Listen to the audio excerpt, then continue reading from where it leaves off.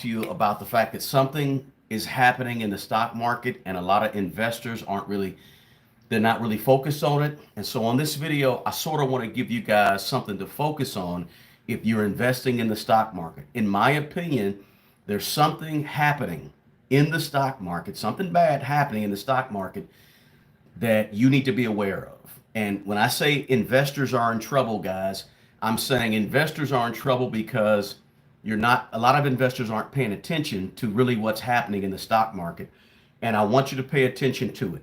I want to talk about a few things on this quick live here that show or indicate that the stock market in general is overvalued at this particular time. And you need to pay attention and what you should be doing during this time as well. So if you're an investor in the stock market, single stocks, ETFs, index funds, 401ks, you have individual retirement accounts, IRAs, bonds, REITs, whatever it could be, or if you're just thinking about getting into the stock market, this information is something that you need to pay attention to. You need to hear this information. Now, I'm not giving you this information to scare you. What I'm giving you this information for, the reason is to make you aware so you understand what's happening. So currently, and thank you guys for being here. Appreciate it. Smash the like button when you come in. Check out the description box, all that good stuff. Let me just jump right into it. The PE ratio right now, and I got a few notes in front of me so I don't miss something. So the PE ratio right now of the S&P 500, and you know what the S&P 500 is? For some of you that are new to investing, it's just the top 500 stocks by valuation in America. So the S&P 500, this bucket of stocks called the S&P 500, the PE ratio of this bucket of stocks called the S&P 500 is high, okay? Let's put it like this. In terms of a PE ratio, the high mark typically for the S&P 500 historically is around 20. And when I say historically, I mean over the last 100 plus years. And I know that the S&P 500 itself hasn't been around for over 100 years, but it's been around in other forms. So it's typically high around 20 something. And matter of fact, it's only been over 20 prior to the year 2000 on a year basis. It's only been over 20, I think, 5 times prior to the year 2000, which is when sort of around the time the dot-com bubble kind of burst. So first indication or first thing to think about is the S&P 500 PE ratio. It's high right now. Right now, it's really high. And we'll talk about more specifically what it is. But okay, as of January of this year, this month, the S&P 500's PE ratio was well above its 5-year and 10-year averages. That's the first thing you got to think about, because typically what that indicates is overvaluation.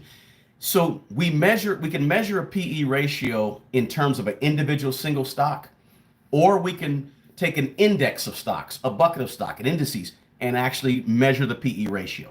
So the S&P 500 PE ratio is high, right? And of course, we measure PE ratios for stocks also.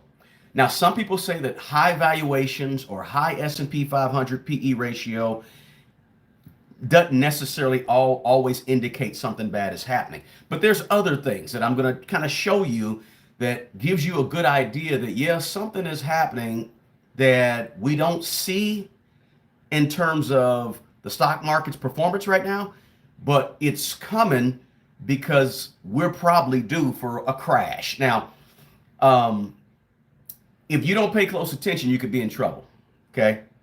When we talk about valuation of stocks or overvaluation of a stock, an overvaluation of a stock occurs when the price of the stock is higher than what its value really is, higher than what its intrinsic value is. Now, I like to kind of, when I look at it, now, I'm no expert. I'm not claiming to be an expert. I'm not some guy with these hot stock tips and all that.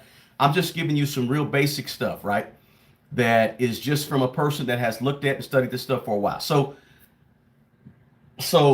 I like to look at these stocks in terms of valuation like we look at cars, right? You ever had a car or seen a car that was an okay car, but somebody kind of overvalued it in their own brain? It's like a 2010 Chevy, and they say, well, yeah, I think my car's worth about 10, 12,000. When you know, it may be worth 10,000 to you. That's the value to you. But what is the value on the actual market? What is it really worth, right? So I look at stocks the same way. We look right now, stocks, they're trading at a high price, right? But what are they really worth, right? What does the market say that they're really worth, right? And so I look at intrinsic value or overvaluation of stocks, similar to how I look at a car. So when I say stocks are overvalued, I'm saying there's the price of each of the stocks are higher than their intrinsic value or their actual worth, right? So it can happen for a lot of reasons, right? And maybe I'll talk about them later, but in investor sentiment, right? Since sentiment, how do we feel about the stock market? Right now, everybody feels good, right? Everybody feels good about the market. And so the stock market is feeling good. Everybody's feeling good. All the investors are feeling good. So the sentiment is high. And sometimes the sentiment being high really don't have nothing to do with the actual value of the stock market, of the stocks themselves, right? Lots of speculation could make prices of stocks be overvalued. Lots of folks speculate. You have some good financials. Your 10Ks and 10Qs look really good, right? So there's a lot of things that can cause sort of an overvalued stock market. Emotions, right? Everybody's kind of feeling good, hyped up on emotions and so forth, right? Everybody starts buying more and buying a lot because everybody feels good. And all types of things can affect it. So PE ratio, let me clarify that. PE ratio, price to earnings ratio, the price of a stock divided by its earnings per share. The price of a stock divided by its earnings per share. PE ratio, historically. Well, we'll talk about historic in a second. So I want you guys to be careful as investors. I know a lot of investors watch this channel. We talk about money, we talk about managing money, we talk about growing money, we talk about side hustles, we talk all things money, and a piece of what we talk about is investing. So I just want you to be careful out there, guys. And the reason for us investors that we got to be careful is the fact that when the stock market is overvalued, we start buying things at a high price and not realizing that it's overvalued right now. So you go and buy a stock, let's say name a stock, Coca-Cola. You go buy Coca-Cola right now. Coca-Cola might be trading at what, $75 or something per share. If you load up on Coca-Cola at $75 per share and you don't understand that it may be overvalued, then you may see it drop down to $57 per share, and you just went out and bought 1,000 shares, and you see your money go down. Now we know over the long term, stock market typically goes up over the long term, typically 5-10 years down the road. But as an investor, you have to make decisions about what you invest in, how much you put into it, etc., based on your knowledge of knowing, hey, is this valued right or this not valued right? Am I buying it a little high? Probably. Am I buying it at a fair value? Or am I buying it at below value? Which obviously the goal for investors is us guys is we want to go ahead and buy things undervalued, right? Things that may be trading at $56 per share, but we know that the real intrinsic value is $70 per share, right? So I'm trying to give you guys a little bit of game on this because I don't want, sometimes new or intermediate investors, we're sort of like jumping the gun. We're ready to go. Everything looks good. Everything looks great. I must be a great investor. Look at how I've grown my portfolio. Man, I'm good. But you got to slow that down a little bit, right? You got to slow that down again. So first things is there are a number of ways to measure the value of the stock market, overall stock market, stocks in general, right? One of the most famous ways is what they call the Schiller's price to earnings, or PE ratio. There's a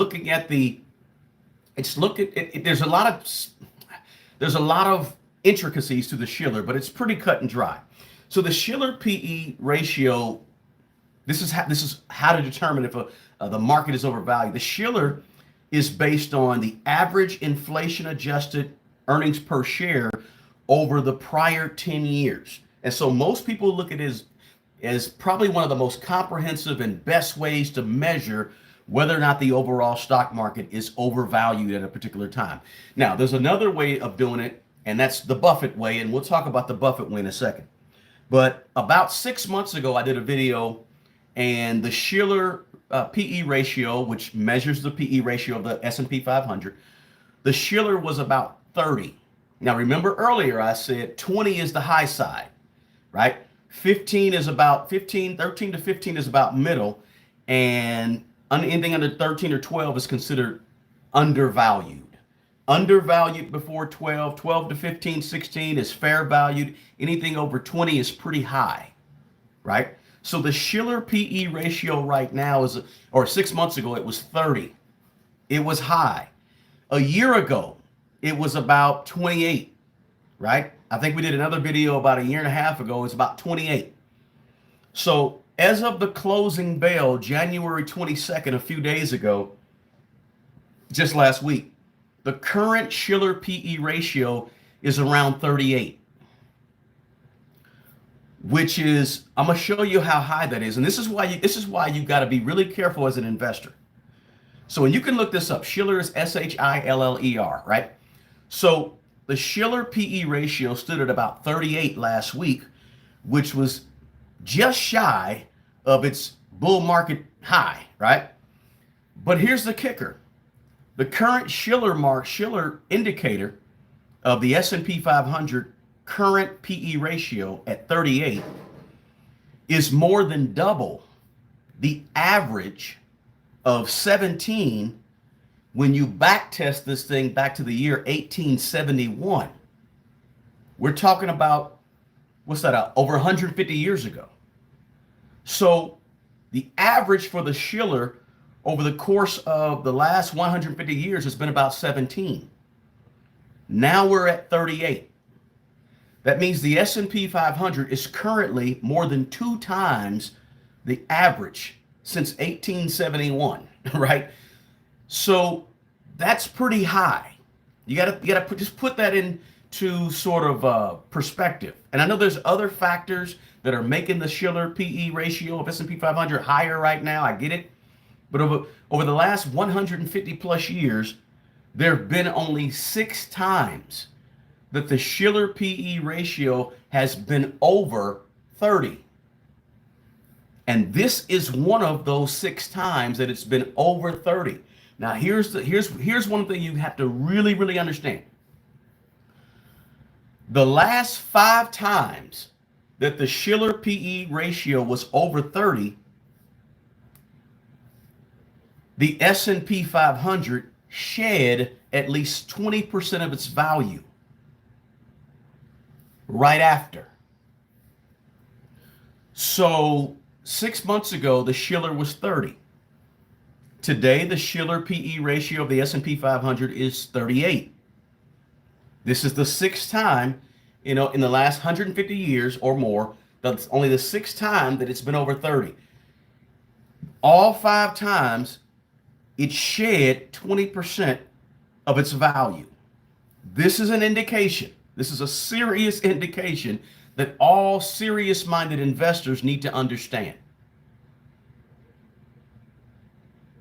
And that's why I say something bad is happening in the S&P 500, the stock market. Something bad's happening, and investors need to be aware. You need to know what's going on with it because it looks good, feels good.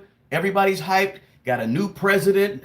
Some people are hyped about that. Some hate it, but one way or the other, whether you like it or dislike it, everybody's kind of pumped up one way or the other. Everybody's kind of on the edge. But when you look at the indicators, it says the stock market is overvalued. That's one indication.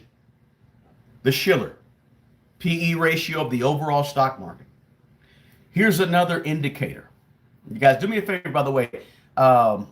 Make sure you hit the thumbs up button. Make sure you check out the description box below. The description box below has some information in there, has a couple of videos I want you to check out. The very top of the description box, there's a video there. My latest video, really important. If you're 20, 30, 40 years old, you want to watch that video, super important. My channel partners down there, my channel partner is Mint Mobile. I always like to talk about Mint Mobile because I'm a user of Mint Mobile. If you're looking for a way to really decrease your premium wireless services, Mint Mobile is the way to go. It uses the largest 5G network in the world, so I want to give them a shout out as well. Now, let's talk about the second indicator. Let me see if I can do something here. Okay, I don't know how to do that. All right, let's talk about the second indicator that the stock market is overvalued and why investors may be in trouble if you don't understand these things. Second reason is the Warren Buffett method. Love them, like them, hate them, whatever you do. The Warren Buffett method for determining if the stock market is overvalued. What they call the Buffett indicator, and you can Google this, right? It compares the total value of the stock market to the country's GDP, gross domestic product, right? GDP is just a measure of production, basically. It's how countries measure how much they're producing, final goods, right? Not wholesale, final sold goods. How much are they producing? So you're measuring the value of the total value of the stock market. This is the Buffett method, comparing the total value of the stock market currently to the country's GDP, the production, right? And so the Buffett indicator, basically a high ratio indicates that the stock market may be overvalued, and a low ratio indicates that the stock market may be undervalued, which is always good too, right? It's better, right? Buffett has said that his method is probably the single best measure of where valuation stands of the overall stock market, right? He also said that, what did he say? He said when you have a high ratio in his method, you're sort of playing with fire. And this is one of the reasons I'm bringing this to you guys. The Buffett indicator, it's basically, let me read an article. Let me see. Let me just tell you right here. The stock market gauge named that's called the Buffett indicator, it's just hit an all-time high, just so you know. It's even higher now than it was just before the dot-com bubble back in 99, 2000. So the Buffett method, so you got the Schiller method, is telling you the stock market's overvalued. It's overvalued, and the Schiller method says it's overvalued, and the other times it's been overvalued by this much, we saw a crash right after. The Buffett method hit an all-time high.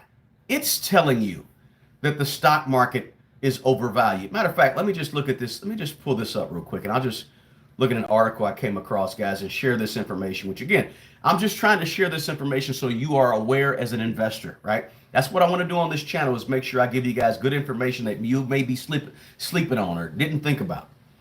And this was, I think this is on Forbes, but the stock market gauge named after Warren Buffett just hit an all-time high, sending a warning worse than before the dot-com bubble. It says it says Warren Buffett's favorite market metric is flashing a warning sign. The Buffett indicator, which calculates the ratio of market cap of all U.S. publicly traded stocks to the country's gross domestic product, is at the highest level in many decades, according to the research. It says the figure reached 230%, the highest on record back in November of 2024. That type of market dynamic hasn't been seen since about the year 2000, around the time the dot-com burst bubble. Back then, the market compared to the GDP ratio was about 175%. Now it's 230%. For Buffett indicator supporters, the gauge is a useful metric in predicting when a stock market slump may happen. If company valuations exceed total GDP, it can indicate that they aren't creating enough genuine economic value that gets recirculated into the economy. In other words, those companies are valued higher than the actual value they create. So that's key, right? It says the metric is especially useful in Buffett's eyes for gauging the current valuation of companies. Are they too high, too low, etc.? So And it goes on to talk about the dot-com warnings. I'm not going to read all this stuff at verbatim for you guys. And it goes on to talk about technology right now is pushing, obviously, S&P 500 with the Mag 7 being primarily technology companies.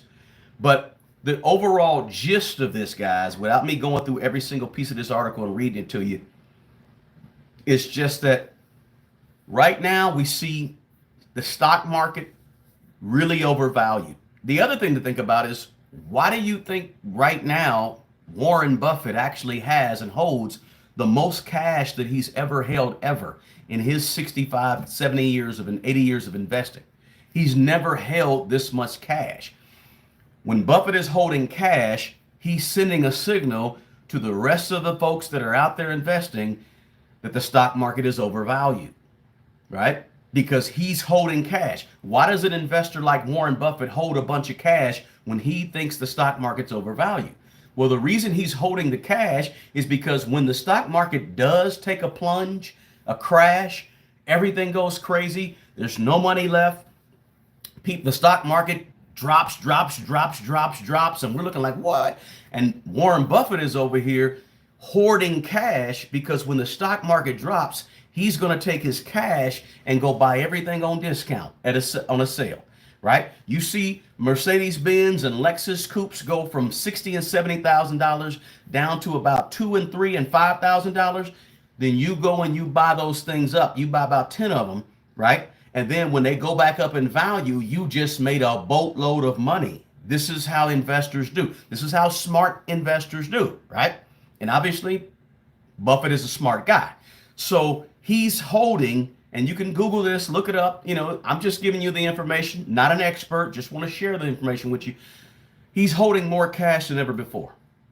He's holding more cash than ever before because he's looking at the indicators that you should be looking at too. The indicators are out there for all of us. He ain't got no secret. He's just not flowing with emotion, and everybody's hyped up, sentiment is high, everybody's going out and buying, and Buffett is chilling with his cash, and he's being patient. Because if you read anything he wrote or listen to some of his meetings that he has with his shareholders, he tells you flat out, the most important skill that you can have as an investor is patience. So what's he do? Everybody's hyped up. Woo, I'm making all kind of money in the stock market. He's over here with cash, chilling, waiting on the stock market to drop. And then he goes in and takes his cash. That's how they do it, right? That is exactly how they do it. Let me see what we got here. I missed it. I don't know how to bring up comments on the screen. I got them right here. So it's important for us. And if you have a question, guys, let me actually see if you guys got any questions. Got a question, put a Q in the chat, and we can kind of talk about your question real quick. Let me see if I got any questions. Let me open this thing up here on my laptop since I can't really see on that phone. Give me a second here, guys.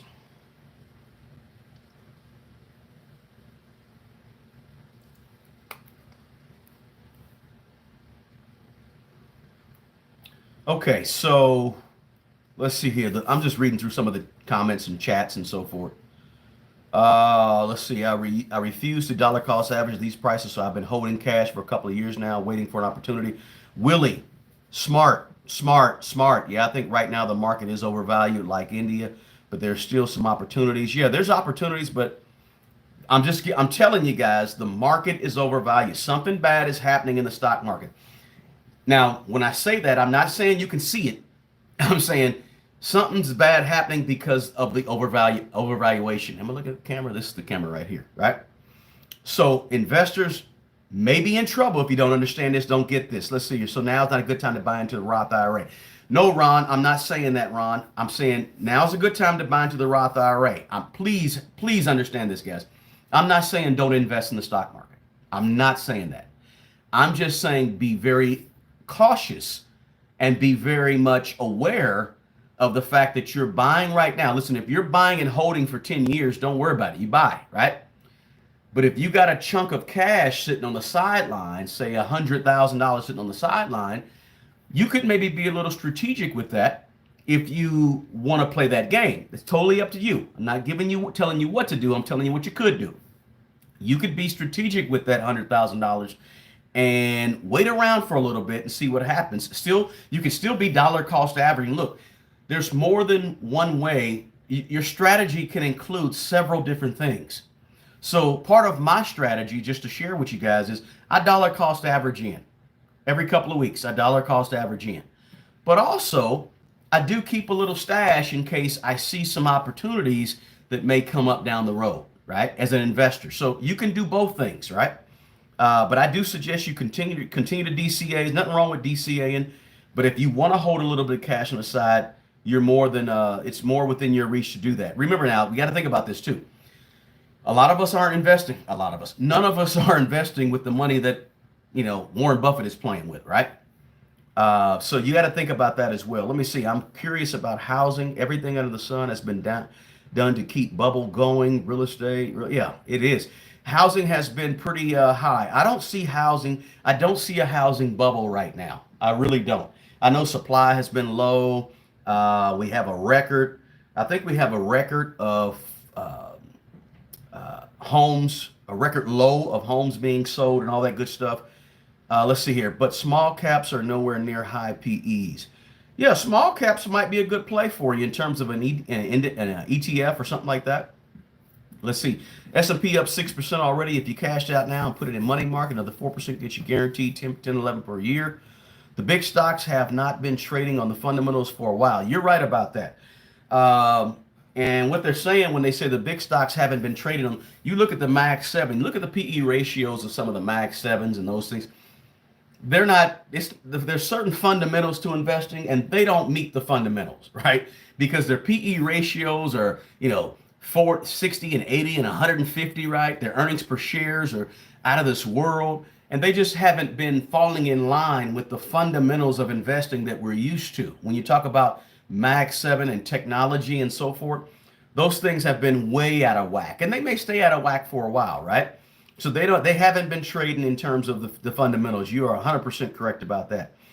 Let's see here. Somebody said crypto. Now, listen, crypto is having a resurgence, obviously, because of the new administration here in America. The president of the United States, Donald Trump, is a huge crypto guy. He's already come out and said America will be the crypto capital of the world and so forth.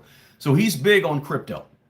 And that has spawned crypto to have some good gains, right? Huge gains. And so if you're interested in crypto, I'm not mad at you. I'm not one of these guys that come out and said, don't do this and don't do that. And you do what's best for you and your money, but always diversify. Never put all your eggs in one basket. I would not suggest putting all your money in Bitcoin. I would not suggest putting all your money in Ethereum. I have a tiny, tiny, tiny percentage of and when I say tiny, I mean really tiny percentage into crypto, but not very much, right? But if you choose to do that, do it with caution and make sure you're diversified. Very much so. Let's see here. Stocks are high, but it's only from massive money printing. There's a way to look at that. We're going through some quantitative tightening right now from the Fed. Not necessarily QE, but QT. I don't want to dig too deep into that, but we're seeing them letting some of that fall off their books right now on their balance sheet. So I don't think we're printing as much money as we were 3 or 4 years ago. That's for sure. Let's see here. I'm going to invest all my money in Mint Mobile. Hey, nothing wrong with that, Mr. Corona. Mint Mobile's a solid company, and I like them a lot. Let's see here. They did the same thing in UK. Okay, let's see here. Just seeing if I have any cues, any questions, or anything like that. Let's see here. DCA on an inflated market is a bad yeah. Not sure what you mean by that in terms of a bad yeah. Let's see here. It's crypto season, somebody said. You're welcome, Joseph. Let's see here. Am I safer in allocating to more SCHD?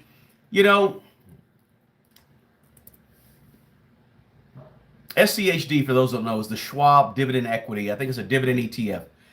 And I think they split about, 3 or 4 months ago or so. They had a split. But there's never anything wrong with SCHD. I like broad market ETFs like SCHD. So I never have anything necessarily negative to say about that. Let's see. I'm just kind of scrolling back up, see what I missed here in terms of you guys' comments. Are Trump meme coins worth investing in? No. Now, in my opinion, Be careful about that. Somebody said no more than 5% for crypto. For me, it's less than 1%, but if you want to go 5% crypto, I'm not mad at you. I also suggest that you not only be in the stock market, but please consider real estate as well. Whether it's commercial, residential, land that has some value, has some value, whatever you want to do. Real estate is not a bad play as well. Always keep a little bit of that in your arsenal as well, in my opinion. Somebody said, I just started investing in stocks and crypto. What are some advice? Do not make crypto 90% of your portfolio. I would say, in my opinion, I would go maybe 90-10, 90% investments in the stock market, 10% crypto. But don't get overloaded in crypto. Please don't do that, right? Understand, study, and learn. Be patient in terms of your stock market. Study them both and get to continue to watch videos like this, and you'll be just fine. But make sure you're not all. The other thing I would say, if you just start investing in stocks, you have to realize this. Don't just invest in stocks.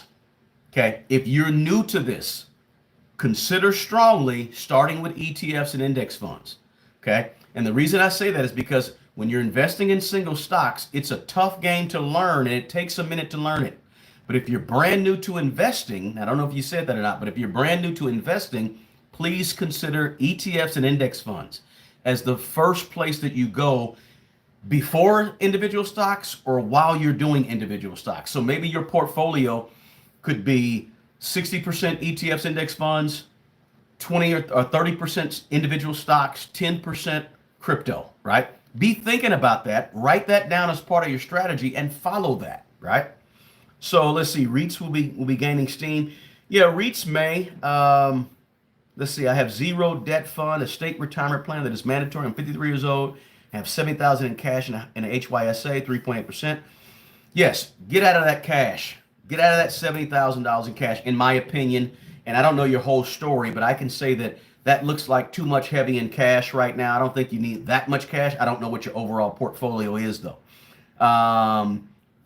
Let's see here. I'm worried about if AI thinks it's becoming way overhyped. No, I think AI is not overhyped. I think AI is okay where it's at. I think AI is at the beginning stages of becoming something really big. I think it's at the very beginning AI. In one of my videos, as I said, I'm an AI stock guy. I purchase AI stocks with no problem, and I hold them. Somebody says, how do you feel about REITs? REITs are okay. I like physical real estate. Okay. So I do have a REIT ETF. What is it? BNQ or something over at Vanguard. But I like physical real estate. So I have a couple of pieces of property. I'll probably add to that here in the next year or two. And I like to have the physical thing, right? Because I don't want to have everything tied to what I'm looking at in the market. Right? I'd rather have some physical as well out here as well. So let's see. Somebody says, I currently invest in 5 ETFs to diversify. Boom, boom, boom, boom, boom. Plus real estate, plus 10% gambling. You call the stocks and crypto the crypto gambling. So that's cool. Looks like a pretty diverse portfolio there, AVE or AV. Let's see. I'm also interested to hear what you think about Tesla. Never been a big Tesla guy. I have not. I don't own Tesla. I do own it in my ETFs, right? I have a ETF that is the S&P 500 index fund is what I have over at Vanguard. So Tesla's there, right? But I don't own Tesla as an individual stock because I just don't like the company. That's my opinion, right? I just don't like the company. And in order for me to invest in a company, I gotta like the company. I think the owner is too volatile, right? And the stock itself is too volatile for my liking, for my taste, right? It just goes up and down too much for me, and I don't like the company. The company's in all different types of places, and it's just not as stable as I like, right? So when it comes to AI or technology, I'm not a Tesla guy, never have been. But if you are a Tesla guy, everybody's different, right?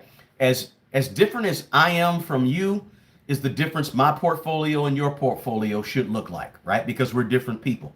So, that's not my advice. That's just my opinion. Hey, Willie Wilo's in the house. Good to have you here, man. Thank you so much for being here. What's the PE ratio of Tesla? Somebody said way too high. Do I prefer? I'm a Vanguard guy. Yes, I like Vanguard. I also have some Schwab. I'm also over at Schwab as well. My individual stock portfolio is at Schwab. My ETF and index fund portfolio is over at Vanguard, right? So listen, something bad is happening in the stock market and you cannot see it as an investor. And if you don't understand it, you're going to be in trouble. You have to know what's taking place. Guys, you got to do me a favor and you got to hit the thumbs up button, right? We dropping free game. You got all types of free game right there in the chat. Drop that and hit your thumbs up button for me, right? When you hit the thumbs up button, it tells the YouTube algorithm, shoot this thing out to everybody else. This is an important video. It's a good video. People like it. Shoot it out and let other people see it. So please hit that thumbs up button for me, please, if you would. I really appreciate that. Let's see. You're welcome. You're welcome. What is the PE? Okay, somebody, let's see. Tesla's good to do shorts, right? That's one thing I'm going to be doing here in the next 6 months or so, guys. And maybe I'll take you guys on a journey with me to dig into options trading, right? Calls and puts and understanding all. I may dig into that. I may learn that. And you guys give me a thumbs up in the chat if you want to share in that experience and kind of learn with me. As I learn, I pass along information to you guys. Give me a thumbs up in the chat if that's a good idea for you. Because I want to start taking some of that individual stocks that I have. I want to build up some shares on some of them first. And then begin to actually start understanding and learning the options trading a little more than I do, on a deeper level than I do right now. Okay, Malcolm gave me a thumbs up. Fantastic. Appreciate that, M. Dwyer. Somebody said waste management. Hey, I just went out and bought some shares of WM, which is the ticker symbol for waste management. So I like waste management. I do, in my individual stock portfolio, guys, I like to have some stable things that are non-cyclical value type stocks like Coca-Cola, waste management. Things that aren't going to be fluctuating, some stability, some foundational type stocks, and waste management is one of those. I'm in NVIDIA, I'm in Palantir as well, both good AI stocks for me as well. Okay, so we got a few thumbs up, fantastic, okay. Somebody said, which stocks to own? If you look at my latest, like 2 or 3 weeks ago, I went over my entire portfolio on Vanguard and at Schwab. So you can check that video out right there. Let's see. Hey, Prabhu, good to have you here all the way from India. Thank you so much for showing up. Let's see here. I'm trying to see. Please do someone for blue chip. Blue chip options. Let's see. Are you from No, not from North Carolina. No. I'm in the middle of the country here, right? Take that hat off sometimes and wipe that head off, right? I don't do a lot of videos with my hat off, but sometimes I do. Let's see. Let's see here. Give me a second. I'm just trying to see what we got here.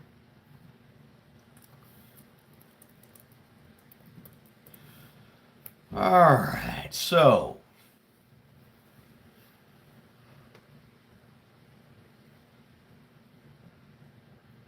okay, just read a few of the chats here, guys. Bear with me. Okay, and I'm missing some of them, I'm sure. TSMC, somebody said, always a good call. Yeah, I do own some TSMC, by the way. 36 too old to start investing. What? 36 is young. If you're 36, you got 40 years to go, at least 30, 40 years to go. So that's very young. You'll be fine. Get into the stock market at 36 years old is a perfect time to get into. Somebody said, I'm afraid of options trading. The risk exposure could become infinite. The thing with options trading, guys, is what I like to tell everybody when it comes to investing in general. Okay, and this is my heads up to you guys, and I like to really talk about these on all of my videos in terms of investing. 7 things you got to do. Let's talk about them real quick. If you're new to investing, or you're an intermediate investor, or you're just trying to get going, learn some stuff. 1, make a plan. Okay, if you want to invest properly, don't get in this thing kind of like blind, right? Get in this thing in the right way. And the way is to make a plan that has your strategy. It has what your core beliefs are, what your values are, what you want to do, how do you want to approach, what's your risk tolerance. All those things are in your plan. Write it out. Notebook, paper, Google spreadsheet, whatever. Put it down somewhere so you can have some things to invest by. It's some things to help guide you, right? Some guardrails and you say, okay, that's a stock, but let me see if that stock matches up with my strategy, my values, and what I believe in, right? So you got to figure out first. It's kind of like you got to know yourself. Your plan is the strategy to help you understand who you are as an investor. And that it'll change along the way as well, right? Because when you start an investor, you may be this person. But 6 months in, 2 years in, you turn into this person. So, but at least you have a starting point when you have a plan. So get yourself a plan. The second thing is commit to consistency, right? Don't be a person that invests a little bit, waits 6 years or 2 years, or sits out for 6 months. Just be consistent with it, right? That's why I like the dollar cost average into the stock market. So I'm always investing, no matter if the stocks are up or down, I'm still investing a little bit of money, right? Also, invest. The third thing is invest what you can afford to lose. Always. If you can't afford to lose it, don't be putting it out there. Okay? That means, you want to take away the idea that this is gambling. Some people call it gambling, but you want to lower your risk. And the way you lower your risk is to make sure you invest what you can afford to lose, right? That's why you do a little bit at a time instead of doing big chunks, right? And then only invest in what you know. If you don't know cryptocurrency, don't be investing in cryptocurrency, right? Just because somebody said it on the TV or on the social media, that don't mean anything, right? You got to know what you're doing. You got to know what you're getting. That also lowers risk. All these things are about lowering your risk. You can't get rid of risk. You can only mitigate risk and prepare for risk. And right, so another way to lower your risk is invest in what you know, right? If you don't know AI, stay out of it. But learn it. If you want to get into it, learn it. Learn a sector. Learn a specific industry, right?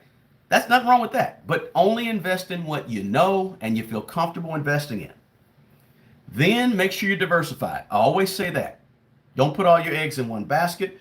When it comes to dividends, I love to reinvest my dividends so I get the compound interest on those dividends as well, right?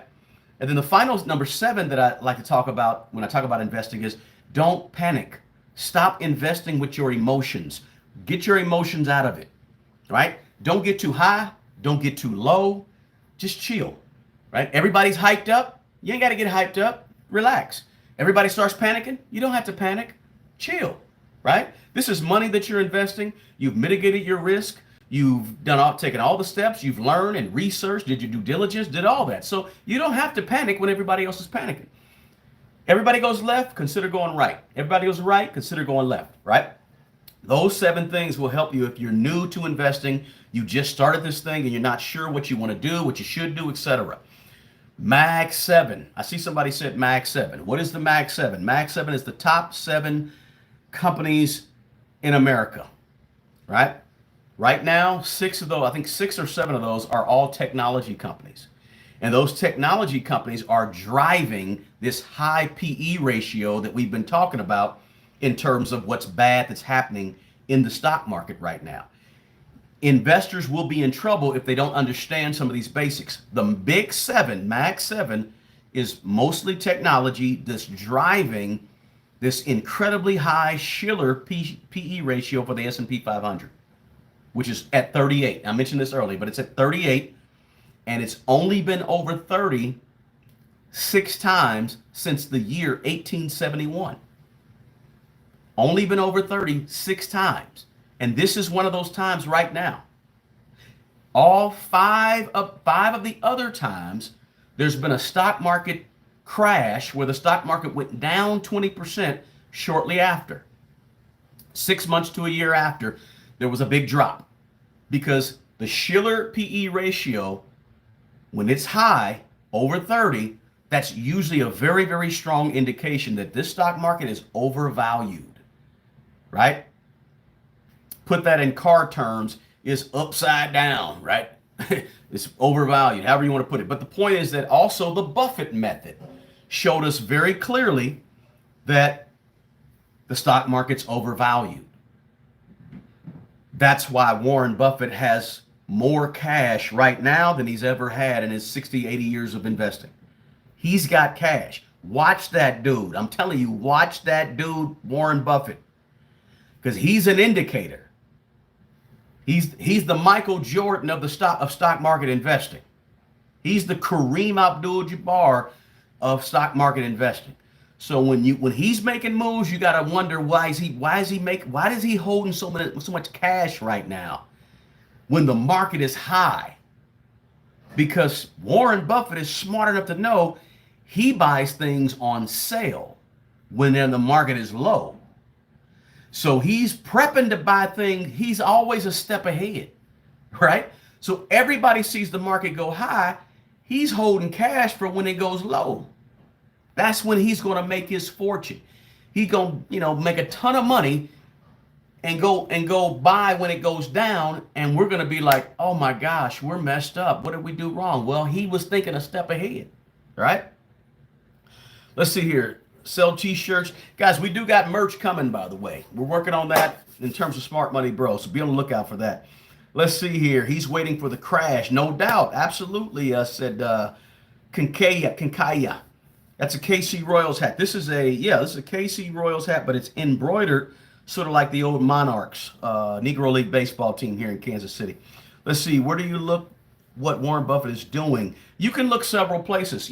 Every super investor that has over $100 million in assets under management, if you have in America, the SEC requires that if you have over $100 million invested, like Warren Buffett and like, 100 other people, you have to file a form called 13F with the SCP quarterly to let the SEC know. Did I say SEC? Yeah, to let the SEC know that what trades you're making. So if you want to go look, and I could pull it up on here, but you won't see it. Go to a website called Datarama, DATAROMA.com.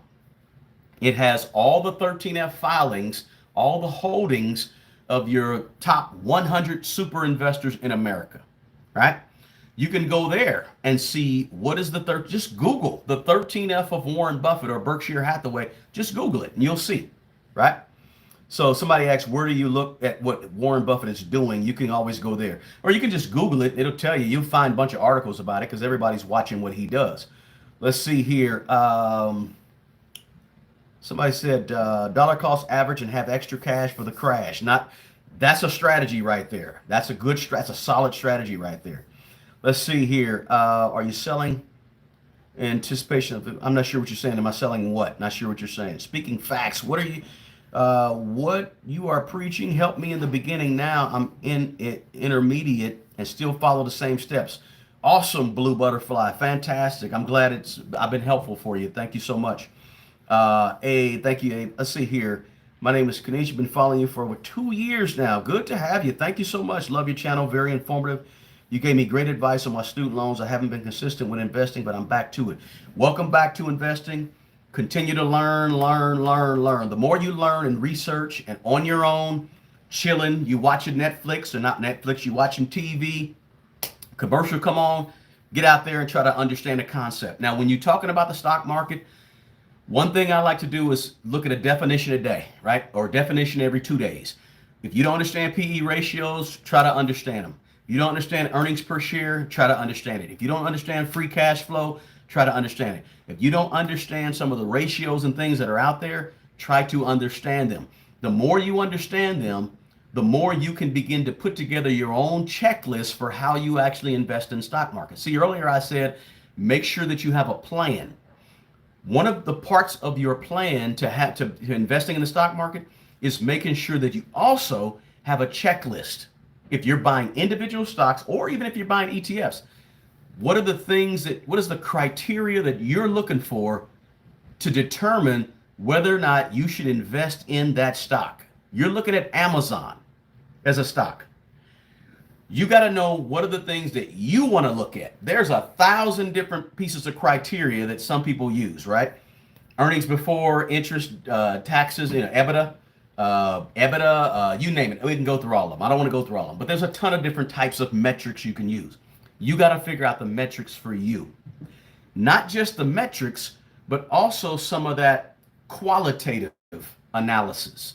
So the numbers, their income statement, their balance sheet, their free cash flow, their P&L, profit and loss, those are all quantitative. Those are the numbers. But you got to also be looking at the qualitative, right? What are some of the things about the company that don't have nothing to do with the numbers, but the company, right? What is the market for soft drinks? Coca-Cola. What's the market for soft drinks? How well known is this brand? Do they have a competitive advantage this brand? Does this company have good leadership, right? Or is the leadership crazy, right? You got to look at all those things, the quantitative numbers and the qualitative other stuff other than the numbers. But all that is a part of what your checklist is.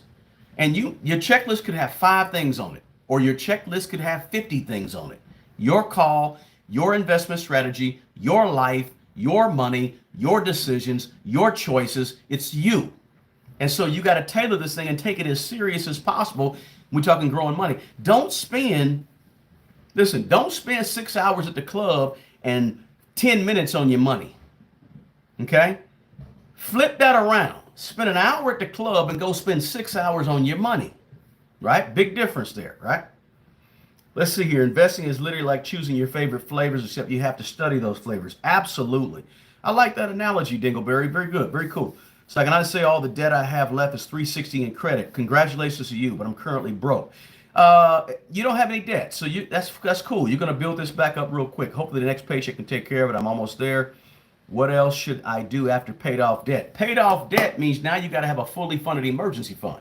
And then once you have a fully funded emergency fund and you paid off debt, now you need to go ahead and jump into this investing, right? The whole time, though, if you work a job, make sure you're getting the 401k match if your job offers a match. Don't leave the free money on the table ever, okay? Let's see here. PE ratio of NVIDIA is currently 58. That 58 is considered, so you guys know, 58 PE ratio is really, really high in the big picture of all of the companies in America.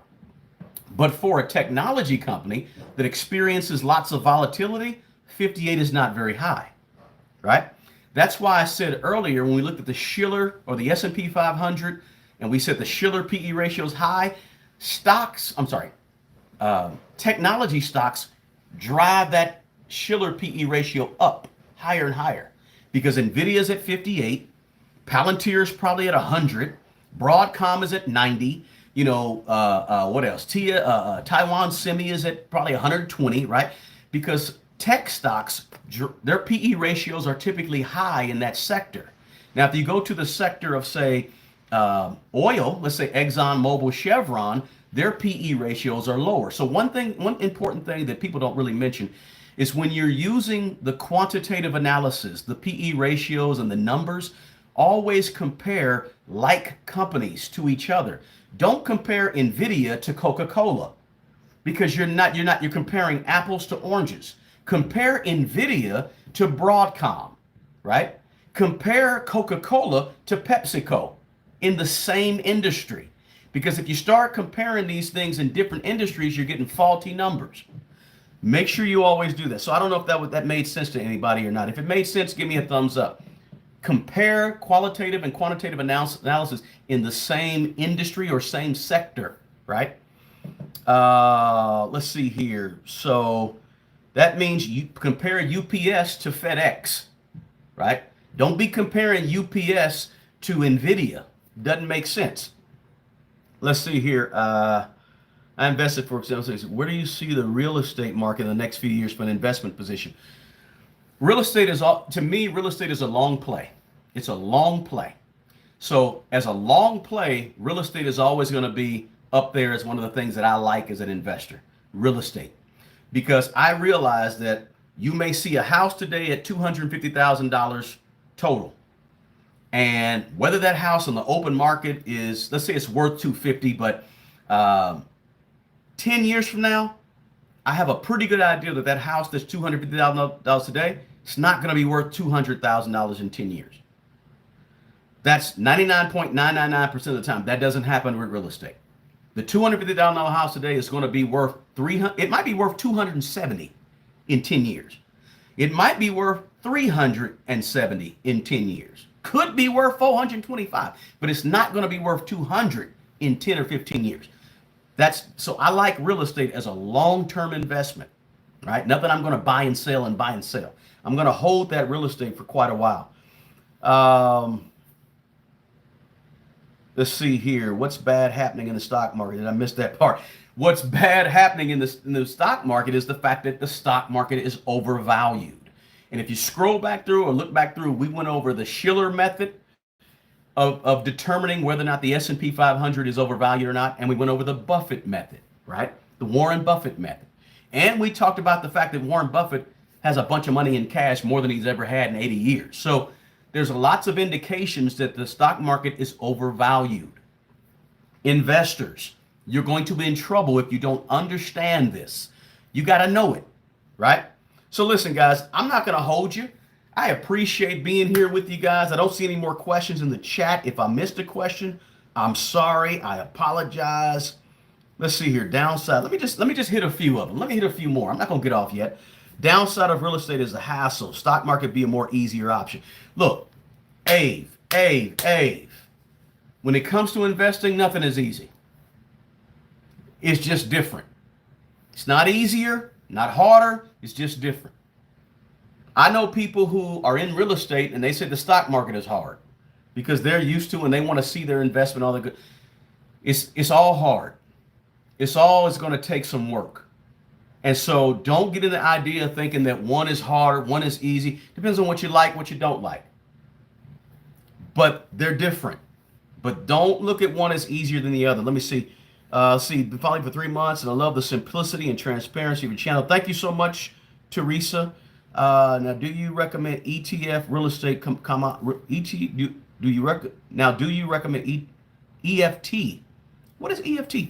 ETFs, yes. Real estate, commodities. I recommend ETFs. I recommend real estate. Not a big fan of commodities. I hope that answered, Teresa, and thanks for your support. I appreciate it. Let's see here. I just finished ABCs of Buying Rental Property by Ken, which is an awesome book. ABCs of Buying Rental Property. You know, I have this channel actually started off as a real estate channel, guys. I got about 90 or 100 videos in a playlist about real estate. So I do a lot of stuff with real estate. Haven't done a lot of videos about real estate, but if you have questions, you're not sure, you want to check out, you want to learn how to become a property manager, landlord, owner, something like that, we got all that information here for you too. Let's see here. Please get out of debt before investing hard in real estate or stocks. Yeah, Aiton, I totally agree with that. Aiton said, please get out of debt. Yes, the bad debt, get it out of your life. You don't want bad debt. All right. Let's see here. Appreciate you, Brandy. Thank you. Okay, so your name. Tool reviews of tools use. Appreciate you. Commodities is corn, wheat, you know, those types of things. What index fund to invest in? I like is it VTSAX? I like the big S&P 500 index fund over at Vanguard. I think it's a 3,000 minimum to get into it, called Admiral shares on the Vanguard. But I like big, solid ETFs or index funds that cover a broad market. So I like the S&P 500. I like that better than the total market, by the way. Let's see here. Appreciate you, Ave. Let's see here. People out. When something breaks, you need to always be on the call, and people could always. Yeah, it could. Yeah, real estate can be tough if you're managing your own properties. It can definitely be. It can cause you. But the deal with real estate is this: the most important. Let me just drop this jewel real quick. Can I drop a jewel on real estate real quick? Give me a thumbs up if you say I can drop a jewel on real estate real quick. This is important because I think we have some landlords in the chat. This is a really good one here. Here's the deal. If you own real estate, you own a piece of property, real estate, rental property, right? Single family, duplex, whatever. The absolute most important thing you will ever do when you own a piece of real estate, it's not the roof, it's not how the house looks on the outside, it's not any of that. The absolute most important thing you will do as a landlord on the face of the earth. Now, I'm not sure how they do it in Mars, not sure how they do it in Venus, all right? But on Earth, the absolute most important thing you will ever have to do is to find a good tenant. And what happens with a lot of people in real estate is they buy property and they fix the property up, make the property look good, but they don't have the right system in place to find the right people. So they fix it all up and look all good. They put the wrong person in the property and they tear the property up. And now all the work you put into having the nice windows and the new roof and the pretty little gutters and big 8-inch, 6-inch, 8-inch gutters, and you got the basement looking good, you got the flooring down. Oh, that flooring is good. But they tear it up because you spent too much time on making the property look good and you didn't spend enough time on making sure you got the right person in the property. So your number one goal as a landlord, rental property manager, owner, whatever, is to make sure you have a system down for choosing the right people to put in it. Because nothing else matters if you have the wrong tenant. But here's the kicker. Not only is your biggest job to get the right tenant, but your second biggest job, this is what I teach people, your second biggest job is to keep the right people. So getting a good tenant, but how do you retain that good tenant? What do? How do you do things to make sure that tenant is going to stay with you? If they pay their rent every 6 months on time, are you giving them a discount on month number 7? Or if they pay their rent on time and take good care of the property for a full year and you go to renew the lease, are you going to keep it the same, or you're going to give them a discount on month 13? Let's say you get $1,200 a month. On month 13, you should go and say, hey, tenant, you did a great job. I appreciate you as a tenant. Here, guess what? This first month of our new lease, I'm going to give you $300 off your rent because I know that it's Christmas time, or I know that it's time to buy your kids stuff for school, or I know, hey, you put on my application, you put your birthday was in May, and I just want to reward you because you're a great tenant. I want to keep you. These are the little things that a good landlord or a good property manager will do for tenants to keep that good tenant. Because you don't want to lose a good tenant, even if you don't raise the rent. You don't have to raise the rent, right? A lot of times landlords are chasing money and they forget that you got a person over here who's a good tenant. And if I got a good tenant, I don't care if everybody around me is charging $1,500. I'll charge that good tenant $1,200. I'll miss $300 a month. I'll miss that $3,600 a year because guess what? If I get the wrong tenant, I'm gonna have to spend $10,000 getting the property together, and the property's gonna be empty so I can lose $15,000. In other words, I can lose $15,000 trying to get an extra $3,600. That's a problem. Anyway, I got a bunch of videos talking about tricks of the trade in terms of landlording and real estate. I'm a big real estate guy and I like it. Make sure you have some real estate in your portfolio. So I hope that helped some of you guys, right? Let's see here. Somebody said, what a good landlord I am. Well, I'm just a fair landlord, and I'm one that understands that, I have bigger missions than money. And even on this YouTube channel, bigger missions than money. Money is small stuff, right? But there's bigger things above money that are more important. And if you do the good things above and beyond money, the money's going to come to you. That's no trip, right? Let's see. You need a good property manager, somebody knows Section 8. Yeah, I did Section 8 quite a bit for a lot of years. I have no problem with Section 8. You can have terrible tenants that are on Section 8, and you can have terrible tenants not on Section 8. Don't be thinking that just because they're on Section 8, they're a bad tenant. Here's my theory. I'm going to give you my theory. I'd rather have a bad tenant on Section 8 than a bad tenant off Section 8. Why? The bad tenant on Section 8, my money is going to come to me because Section 8 is going to pay me my portion of the money. A bad tenant who's not on Section 8, I got to chase them down and sue them to get the money.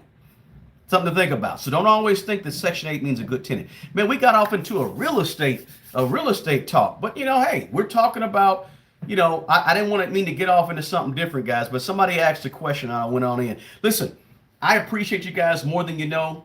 I'm going to cut her off right now because I got to go to the gym, right? I got to go to the gym. So I got to cut it off right now. But listen, we'll be back. I think we're going to do a live this week, and we'll do another one next weekend as well. I appreciate you guys more than you know. The best thing you can do for me is to share this video, right? I ain't got no classes and nothing like that. There's some things in the description box you can look at. Check out the video, the first couple things in the description box. Check that out for me. And also, there's a free ebook in the description box. We got Patreon. You can sign up for Patreon, become a VIP over at Patreon. Check out the website at smartmoneybro.com. If you have a question, drop it below. And when we end this live, I'll try to make sure I answer it down the road later today, okay? Listen, I appreciate you guys more than you know. Thank you so much for hanging out with me.